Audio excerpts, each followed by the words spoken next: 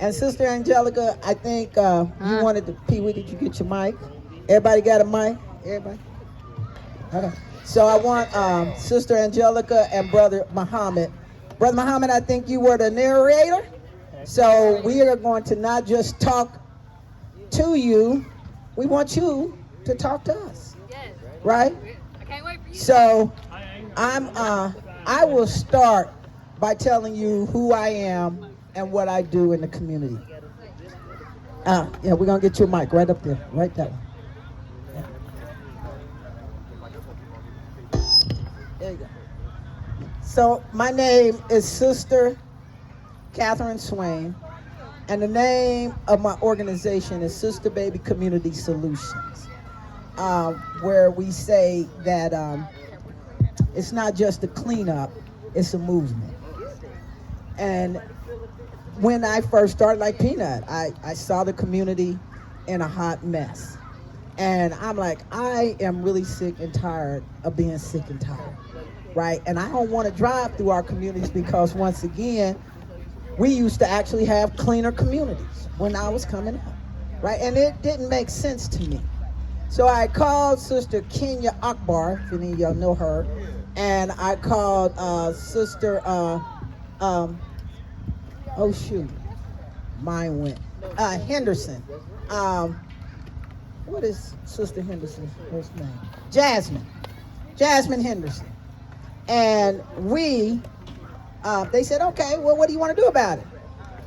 What you mean? Right? That's the first question. I'm like, what you mean? Oh, you want to talk about it, but you don't want to be about it. All right. Okay, so I got called out, right? So why did I get called out? Because I was one of them people that wanted to talk about it, right? So it's like, okay, well, let's start you here.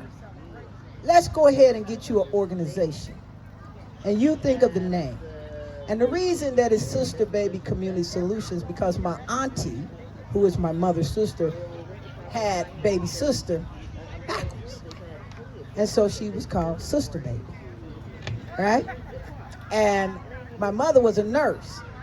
And when I tell y'all we was coming up, and we came up, I'm like Peanut, we was on William Street.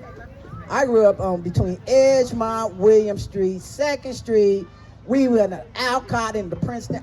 Boy, when I tell y'all we lived all over Dayton, we lived all over Dayton. And my mother, that's the one thing she always did, like she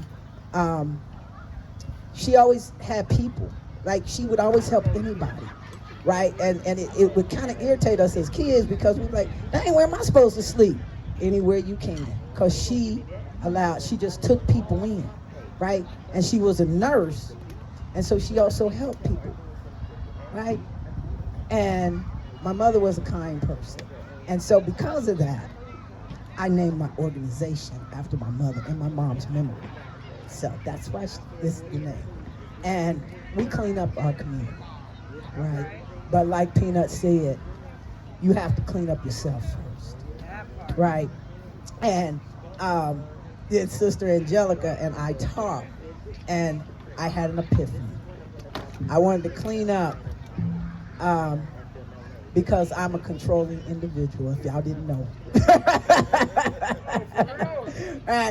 And I wanted to make people clean up. Like, clean up your community. What's your problem? And then I realized that maybe I felt like, I needed to clean up myself. Cleaning up within. And then it became a mission to me and a purpose. Right? So I'm very passionate about it, and I care about our communities. And I get to meet wonderful people like Brother Gregory, Brother Stephen, Angelica, Peanut, Carlos, and many others that I have met over time. And they have made a difference in my life. Our main keynote speaker, Brother Amaha, very powerful man, he will be here at some point.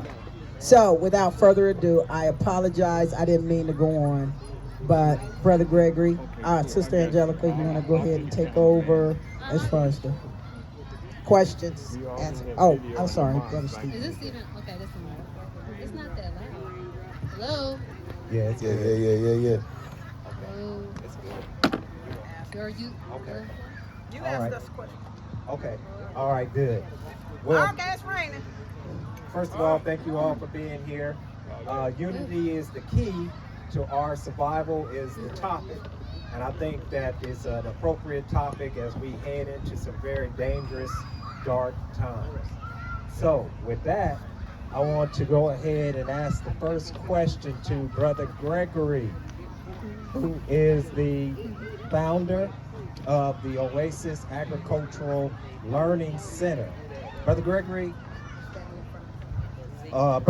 why is unity the key to our survival?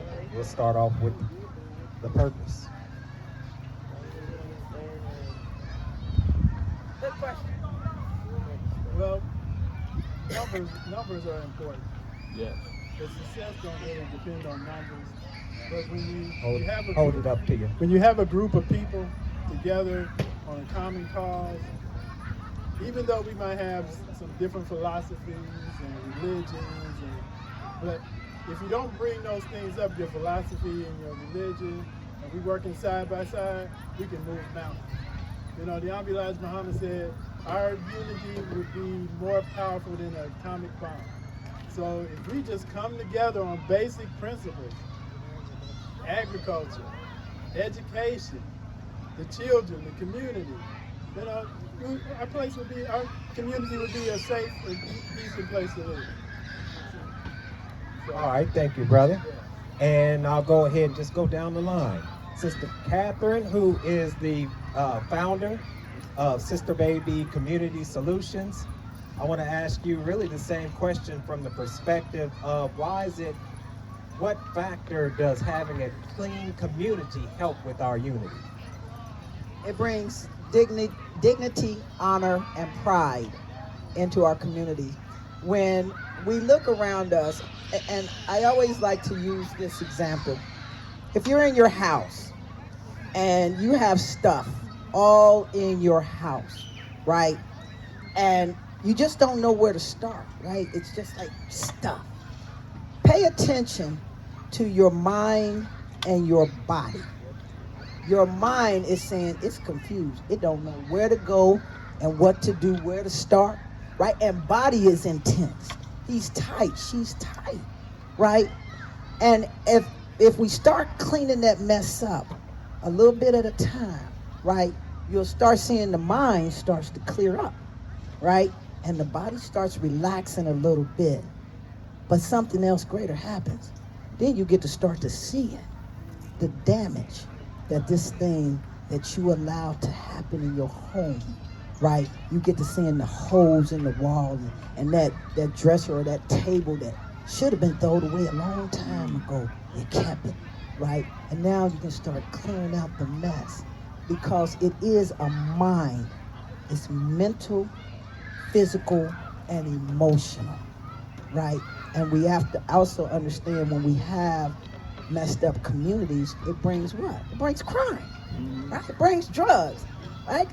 People want to come in here and they want to say, oh, it's okay to sell drugs. Why? Well, because they don't care.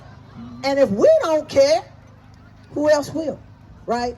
So we have to start taking care of ourselves. It is our responsibility, right? We can't call on the city. Well, we all can have different opinions on the city workers and the city, right? It starts with oneself. Even if you don't do anything else, but literally go out in your front yard and pick up the trash that's in your front yard. All right, thank you. Sister Angelica, who is the founder of Healing with Angelica. And the same question, our mental health is in a crisis. So what steps can we take to bring about some healing so that we can bring about unity? And how does mental health factor in with our ability to come together? Yes, so I truly believe that the first step to addressing mental health is to actually acknowledging that you may have a mental health issue. If it's depression, if it's anxiety, anything that is crippling, I feel like this speaker. anything that cripples your day-to-day life that is involved with your mental space. That means that, hello.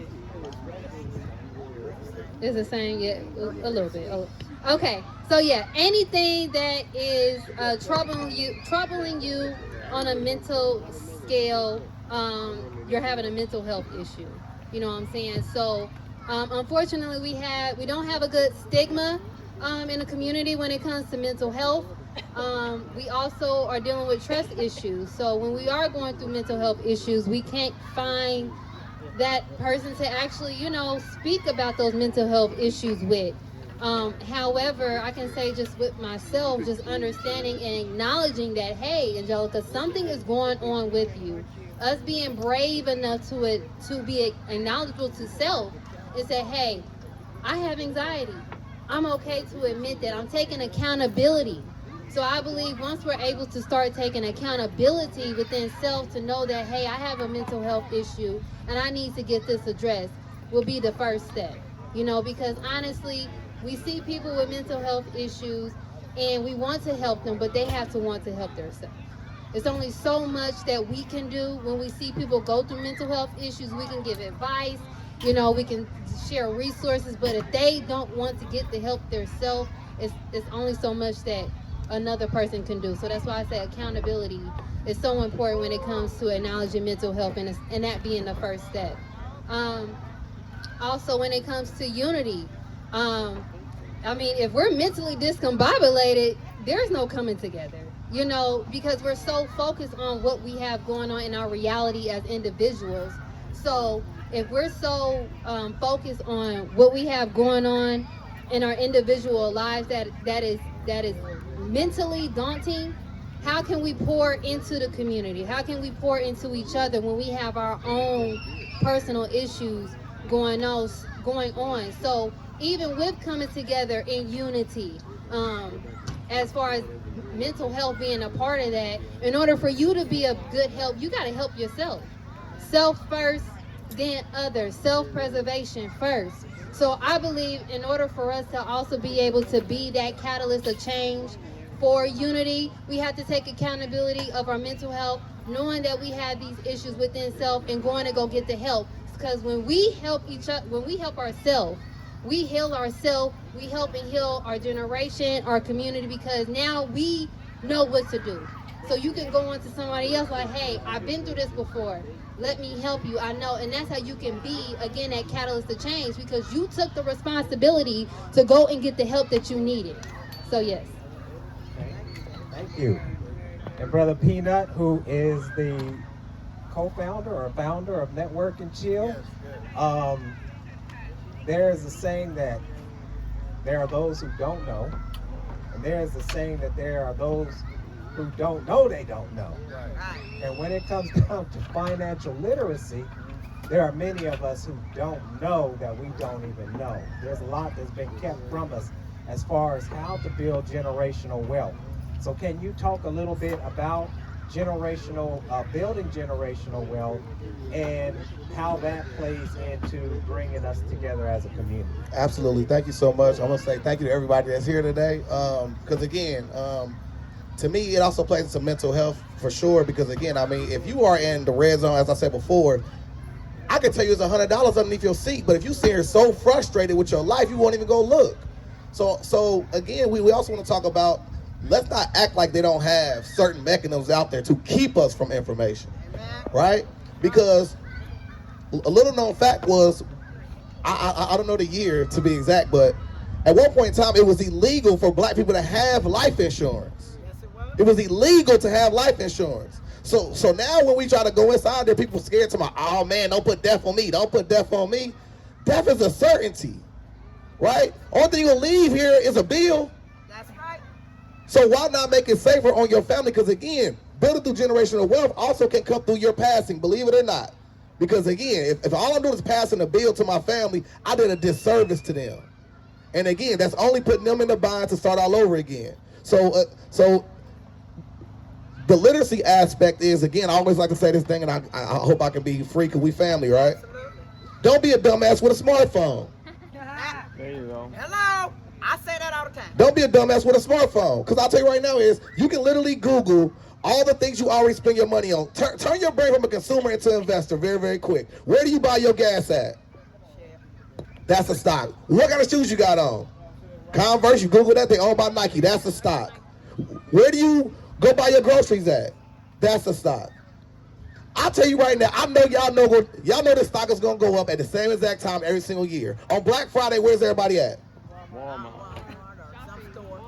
But for some reason, you go out there waiting in line intense when you could be buying the stock right now, wait till it pop during the earnings period, because again, they do it every 3 quarters.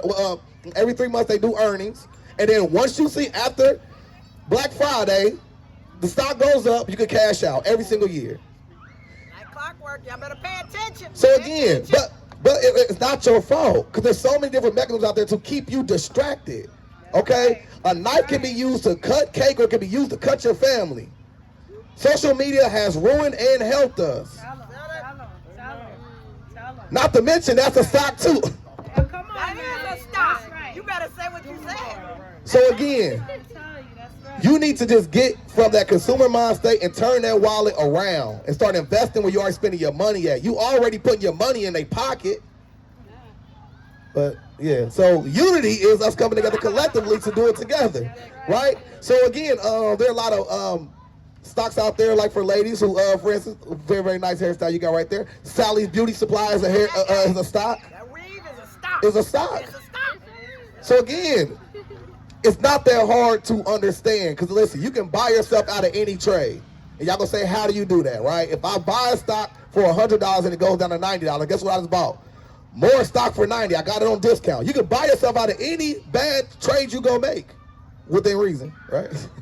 It's not financial information. Don't get me here. But at the end of the day, that is the part where people try to scare you and say, oh, the stock market crashed, stock market crashed. When the stock market crashed, when people were jumping out of those windows, McDonald's stock was $13. That's how much it is today. $132. I dropped the mic there. That's right. All right, excellent, excellent. So what I want to do, so that everyone can get familiar with each of your organizations, is just tell us a little bit about your organization and how does it help the community.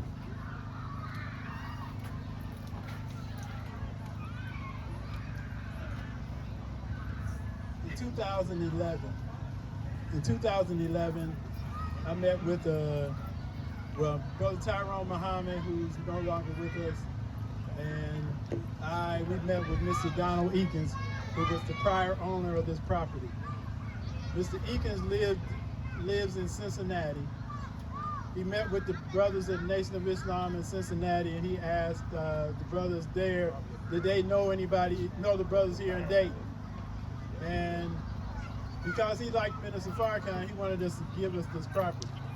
So when he called, it was like, nah, I don't believe it. Well, he came, he paid for the lawyer, he did all this, and today we've been having the property since 2011. Okay, so I got the property, now what we gonna do with it?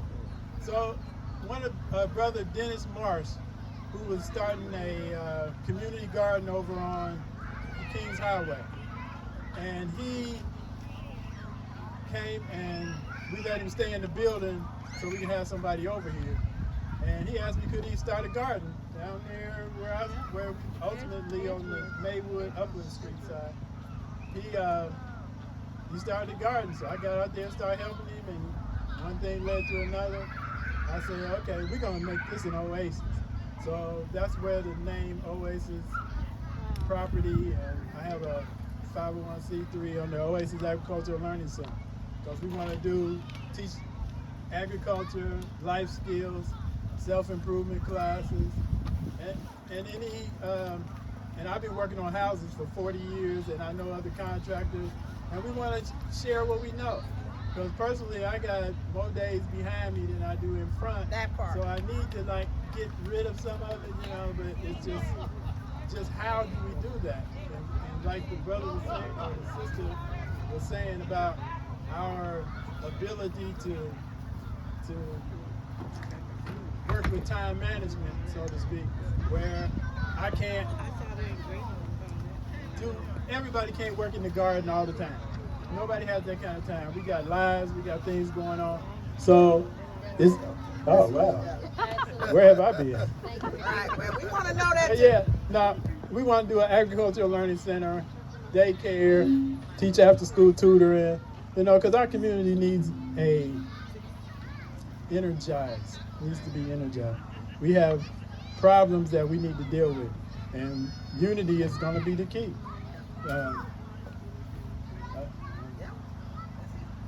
I mean, I don't know where else to go with it other than I wanted this to be a community project, so I need help.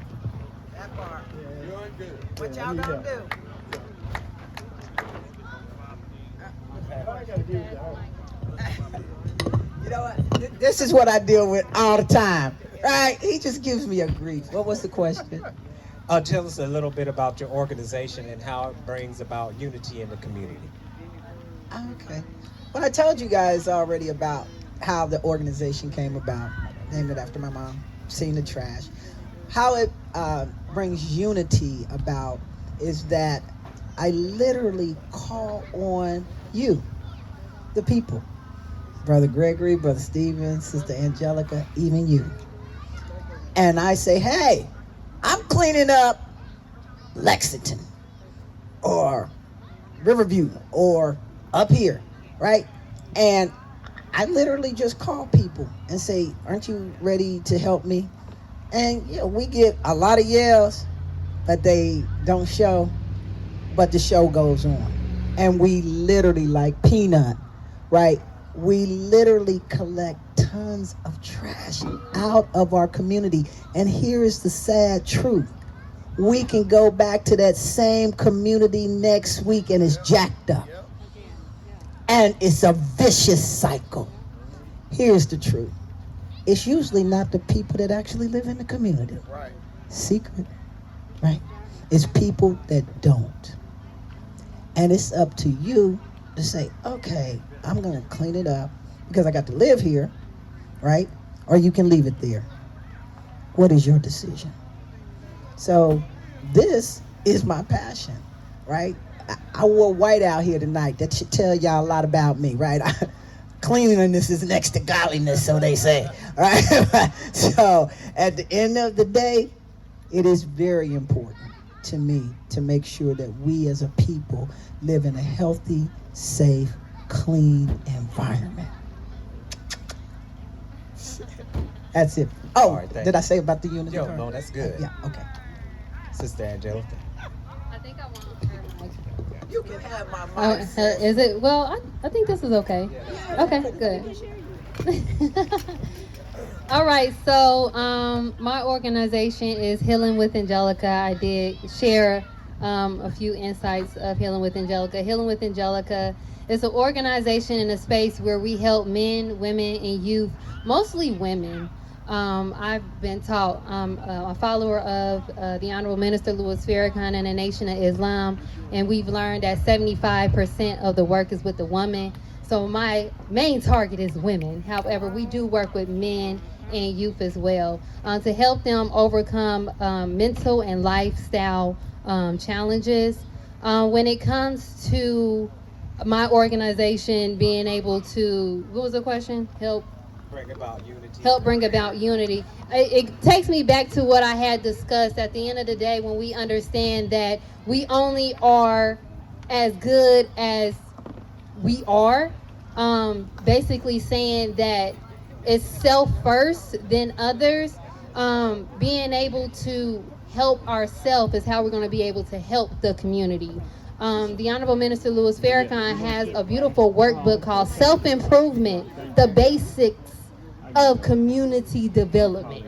So when we understand how important self-improvement is, we see how when we improve within ourselves, how it's beneficial to our community. So my goal within my organization is to be able to sit down with our youth, our women and men, to be able to identify the issues and problems that they may be going through, to be able to tackle the issues and set up a plan, an actual plan, steps that we can come together to help you overcome those challenges, right? So again, self-improvement is the basis of community development.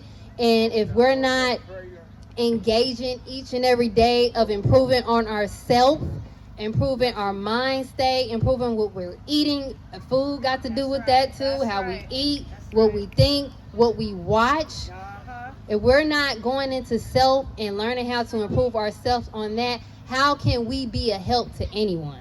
We can't help no one if we don't help ourselves.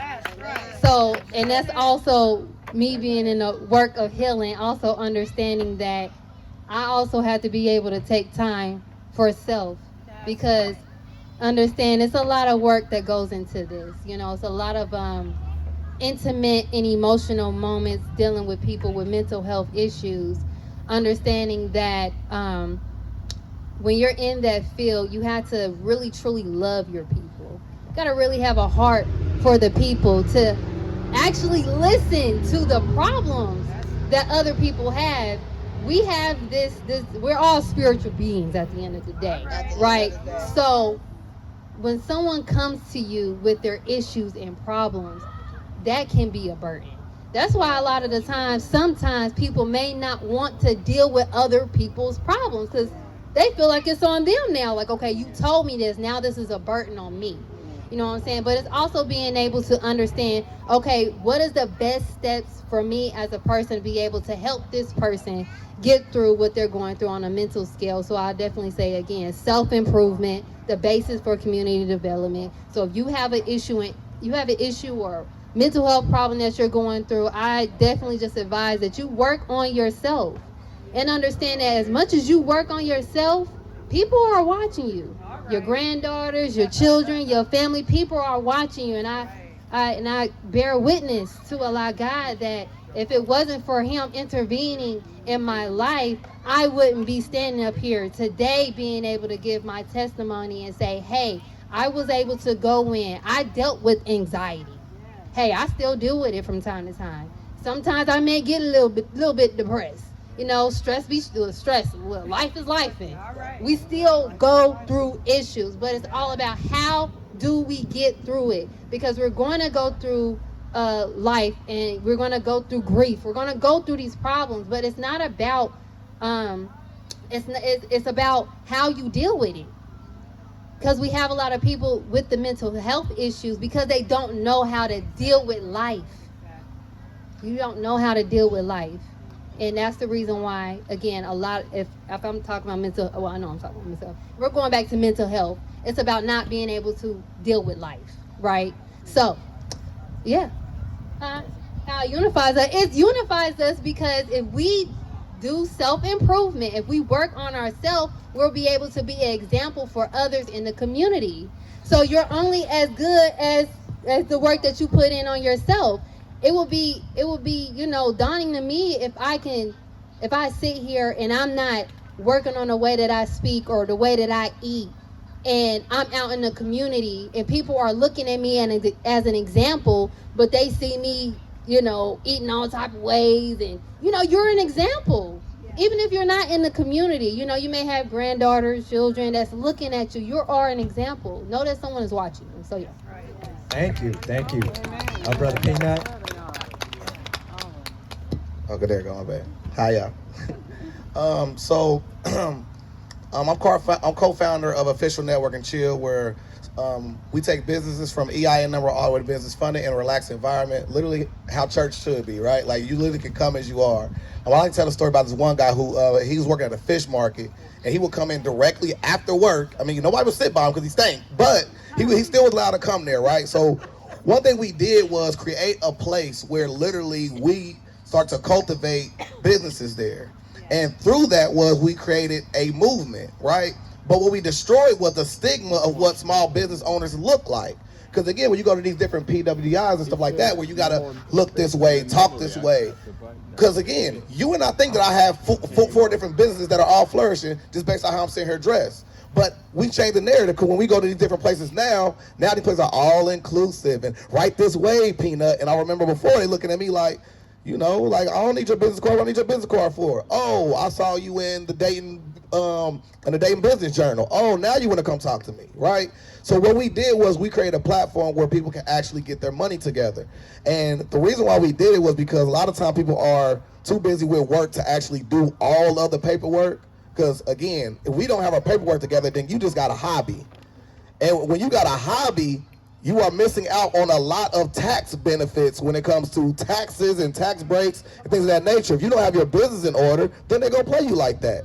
So what we did was structure businesses. And how that collectively helps us is because, again, Amaha Sellassie, which is our keynote speaker, he talked about this shared future, right? And this shared future is not this foregone thing in the sky. Because with me working with children, it's one of the greatest rewarding things to do. But again, I'm a little bit selfish. I'm going to tell you why I'm selfish about it. I have children. And my children will need to date other children. So why not make these children around here better so my children got a better dating pool that they're going to date from? Hallelujah. There you go. I'm selfish. Okay? And I'm serious about it. I'm intentional about it.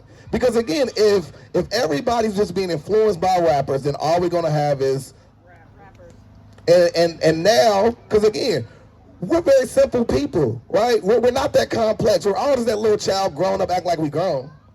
If you don't know, ask one of your elders. They're going to look at you like you're still a little child, right?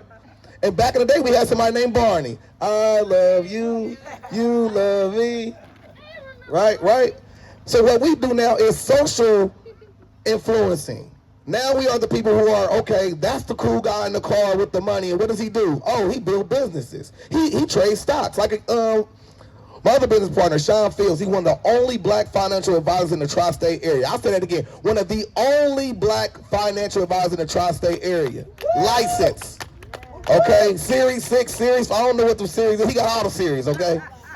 He got more series than the As the World Turns, right? And then my other business partner, C-Lock, right? He's a master motivator, right? He's the one who's gonna tell you to get your butt off that couch and start working on your business, right? He's the one that's gonna be out there in your face, right? That's his job. He'll teach you to be grounded. He teaches you about eating better, being healthy, because again, like she said, that if you are eating the wrong foods, those different toxins in your brain is gonna tell you that you can't do stuff. Believe it or not. I read a book before that where your food is your medicine, right? Check. Check. My other business partner is Talia Sebastian, one of the greatest artists of our generation. You don't believe me? He got a Wikipedia page. And I was like, how you even get one of them? He said, I don't know neither, right? But he has a art gallery on Front Street, and he also about to open up one in Wright Dunbar District. And he's the person who helps with the visuals. He helps with their flyers. He helps with their logos. He helps with their websites. And I specialize in business startups. So collectively, we like X-Men, you might as well say, right? Where we just out here helping the community based off our own individual talents, and together we all came together to have a purpose. And I feel like if you want to get your business together, there's no other place you would want to go, because again, we are also understanding of your situation. Now, I'm going to listen long enough to find out what's wrong, but if you come back with the same issues twice, I'm going to say, you need to go talk to C-Lock, okay? Because I'm here to get your business together. But collectively, what we do for the community is just be that beacon, be that change that I wanted to see, right? Like, I'm the mentor I wanted, and I'm giving that to the community free of charge. So through the Peace Ambassador program, we paying these kids $15 an hour for them to learn and be violence disruptors. And I mean, I'm just elated by how far Grace has gotten me, because I could have been them kids, you know what I'm saying? Like, God. It's a surreal moment to even say that out loud. It just really to be that big in the chain, to actually be it, it's just like, it's nothing else like it. Nothing else like it. So, Brother Stephen, Yes. we're going to have to get ready to wrap Well, this we up. got one more. We got one more Question? We got me. Oh, I apologize. My bad. I know that's right. I apologize. Grand opening, grand closing, okay? That's right.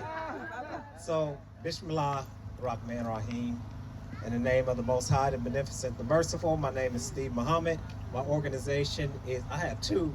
One is called Knowledge for Life, and it deals with mental health and wellness.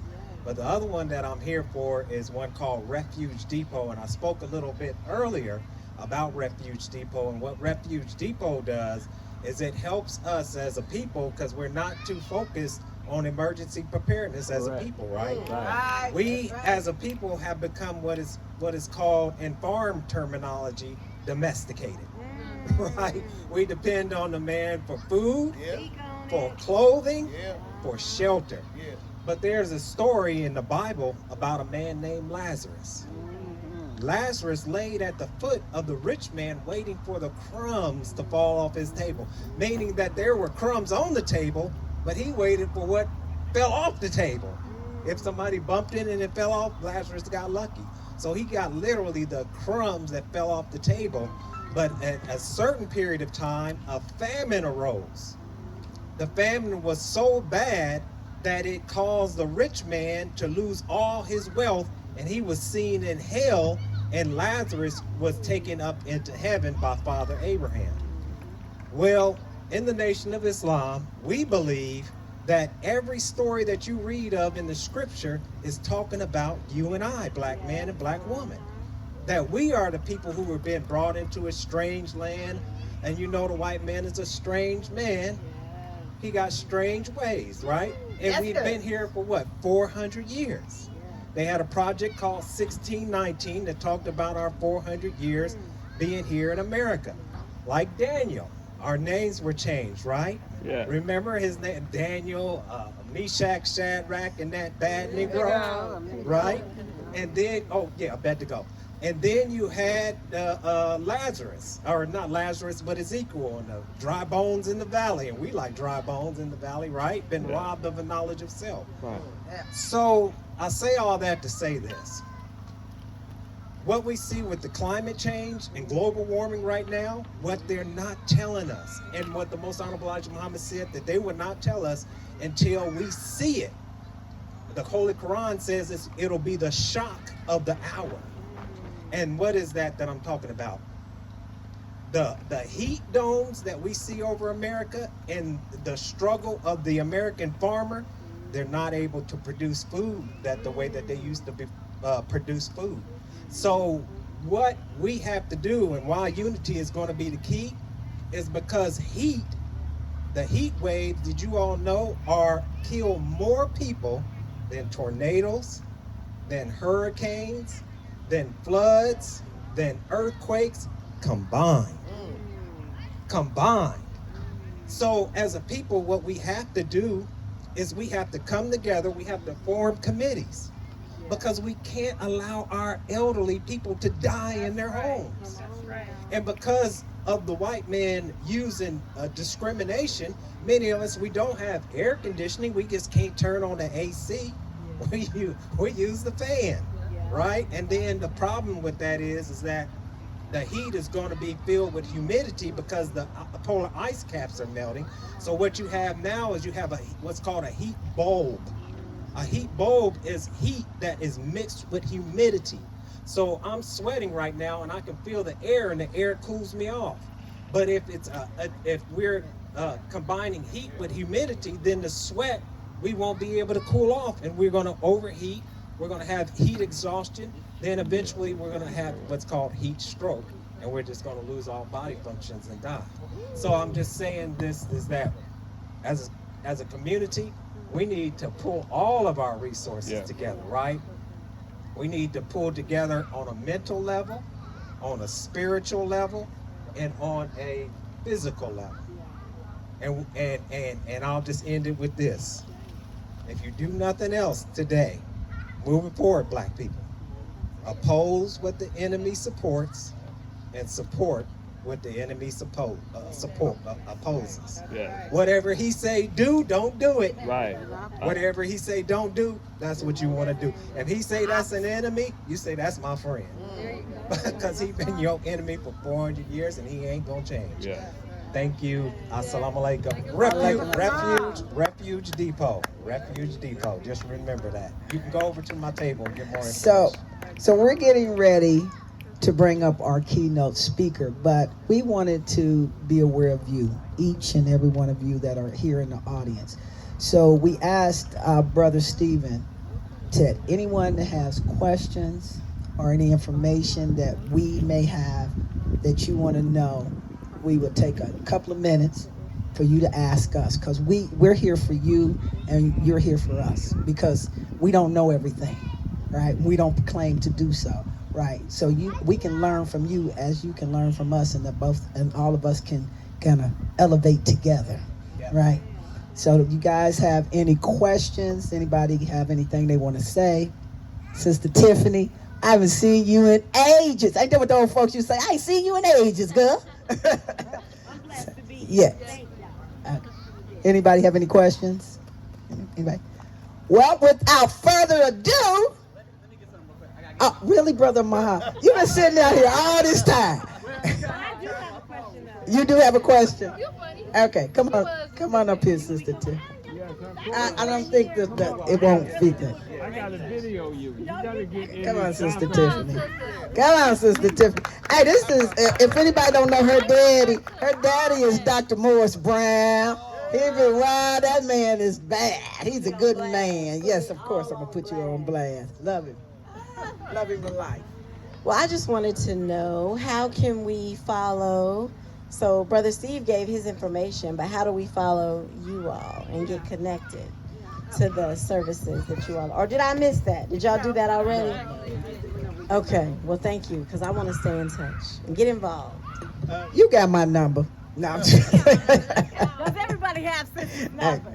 Go ahead, Brother Gregory. But Okay, my website is Oasis Agra, You wanna take back over Oasis, the camera? AGRI.org. Okay. We have a,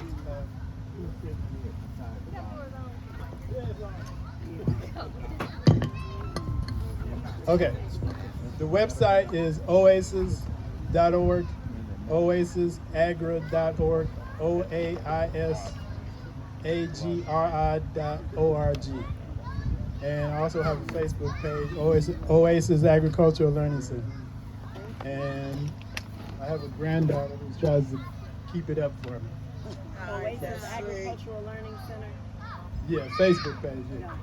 Thank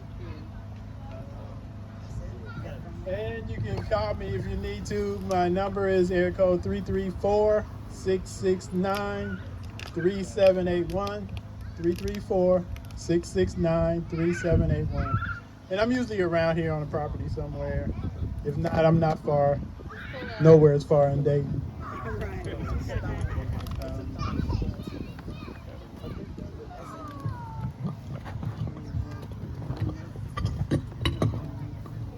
The name of my organization is called Sisterbaby Solution. Actually have two names, which Brother David, before he had passed away, he said, what is Sisterbaby Solutions? Because he used to work downtown, and he was like, you got to have something to go with that. He said, so we're going to call it Sisterbaby Community Solutions, where you can come up with solutions to the problems. And so that is how, that's, you kind of spell it, y'all know, Sisterbaby Solutions. Hello, at gmail.com. And you can find me also on Facebook at Sisterbaby Community Solutions. And Brother Stephen keeps my website going.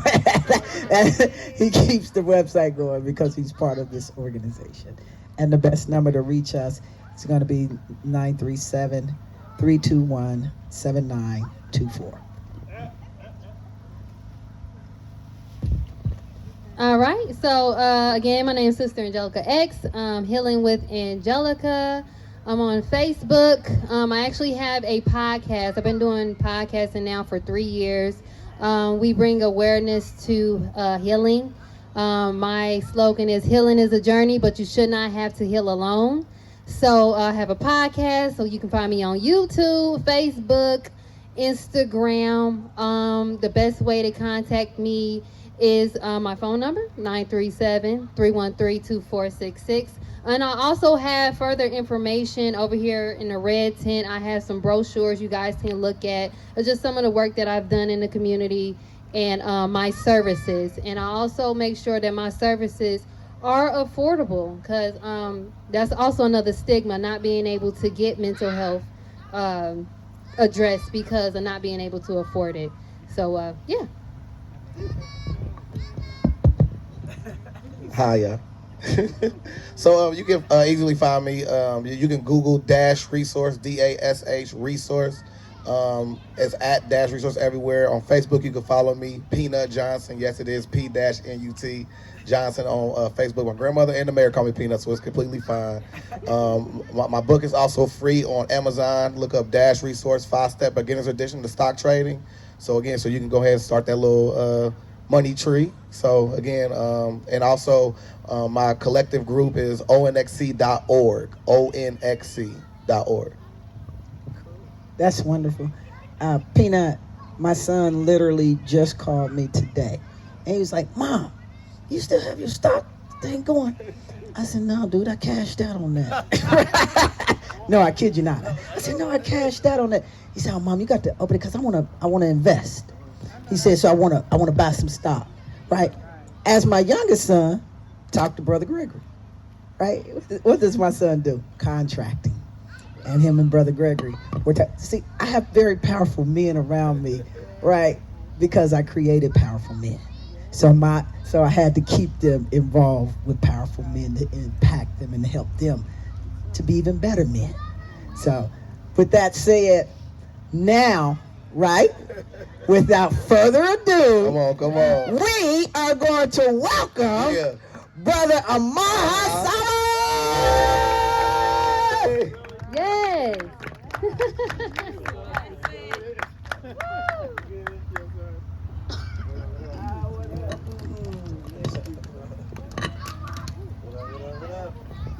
Good. Very good. Thank you. You represent. Hey, how you doing? Oh yeah, they need money. Your chair will be ready. Bless and love, everybody. All right. That's a How's lot. everybody doing? Good, good. Yeah, I'm giving thanks for that last match. I'm gonna kind of sew in some of the dots to what I was listening to. Yes, sorry, I'm a little tired. Just got off the road. Yeah, I'm thankful to be here today to talk about unity. And like oftentimes, well, I'm curious, when you hear unity, what kind of things come to mind? You can kind of just shout them out. Power. Power, okay. Black power. Black power. Family. Safety, family, community, love.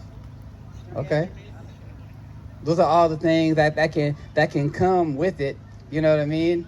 But I'm kind of curious. It's like, this ain't the first dialogue about unity. So like what's hindering us from actually like living in the thing that we say we want to live into? Like, not only in Dayton, but many places around the globe. You know what I mean? Like we're talking about unity, but it seems that like we keep it out here, like it's a aspiration. You know what I mean? But we don't actually like do the work to actually live inside the unity. You know what I mean? Or I would even say solidarity.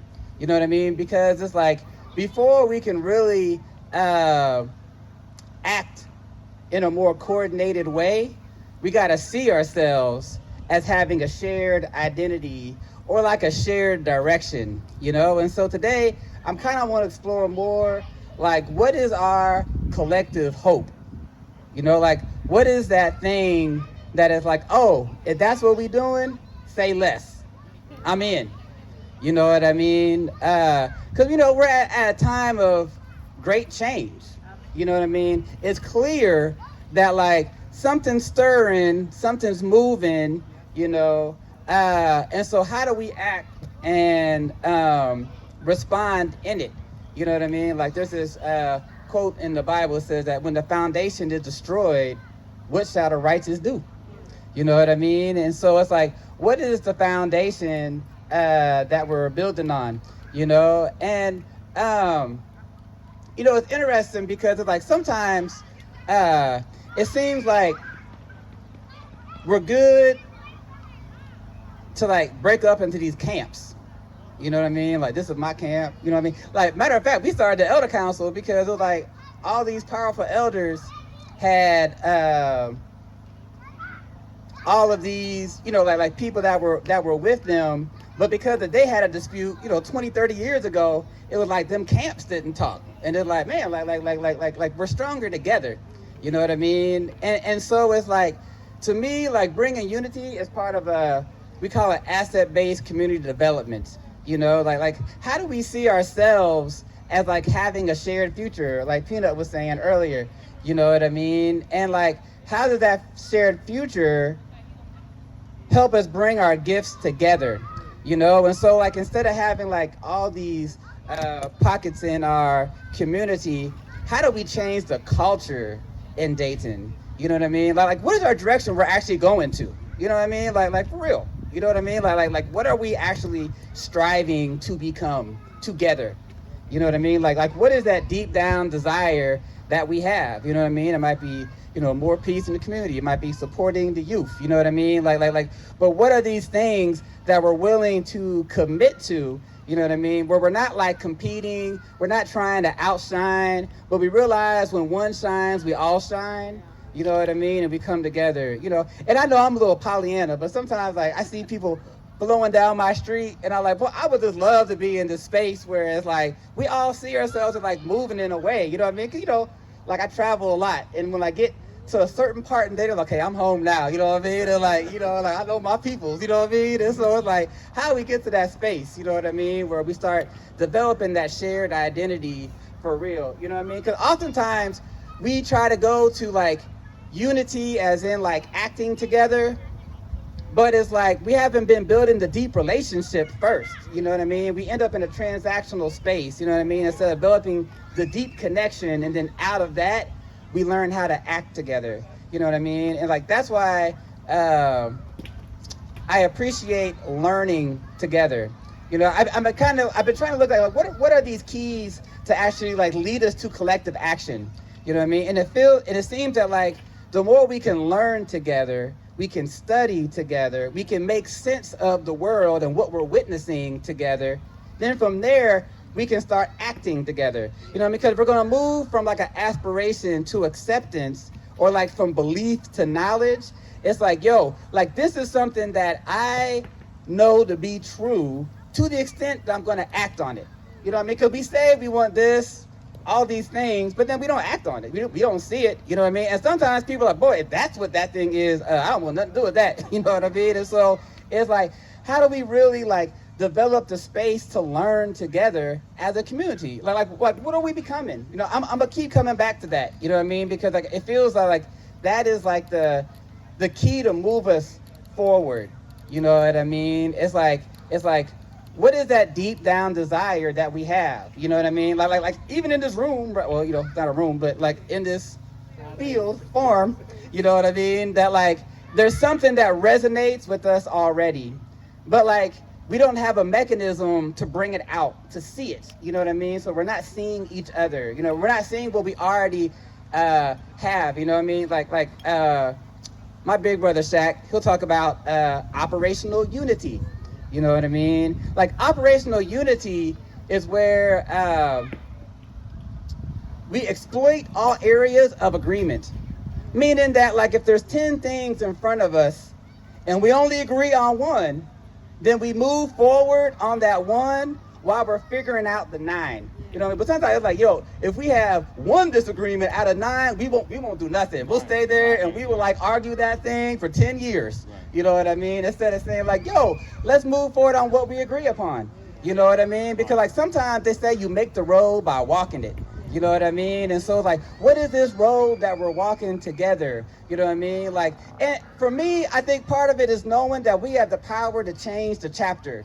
You know what I mean? Like some of the stuff that we're seeing, like we get this sense that like, oh, it was this way, it's always gonna be that way. And it's like, no, we have the power. You know what I mean? We have the ability to change the chapter. You know what I mean? We have the ability to define the narrative. Like I just got back from DC and I checked out the African American Museum. You know, it's changing, you know what I mean? So I'm like, let me go see it one more time before, you know, it ain't there like it was. And And there's these sayings on the top floor, and one of them by James Baldwin was something like, you know, we evolve our language in order to describe and control our circumstance, right? Like language is the key to changing the chapter, right? Because like as our dialogue shifts, it's a different container of how we see ourselves,